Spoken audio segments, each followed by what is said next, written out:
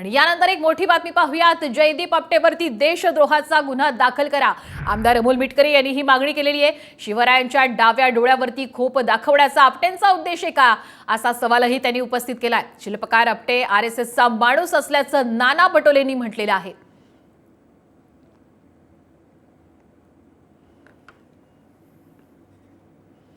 तर आपण पाहतोय मालवण इथं राजकोट किल्ल्यावर छत्रपती शिवाजी महाराजांचा पुतळा कोसळला। याचे शिल्पकार आपटे यांच्यावरती आता गुन्हा दाखल करा अशी मागणी केलेली आहे अमोल मिटकरी यांनी।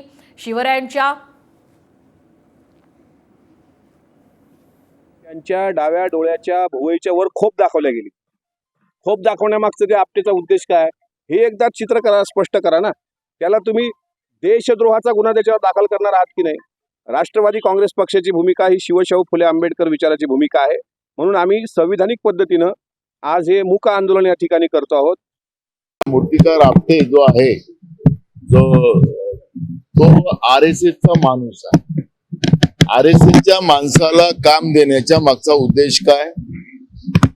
दुसरा महत्वाचा आहे की त्याच्यामध्ये जी काही आता माहिती येते आहे की शिवाजी महाराजांचं जे डोकं होतं त्याच्यामध्ये त्यांनी कापडं आणि कागद भरलेली होती, ते त्या ठिकाणी निदर्शनास आलेलं आहे।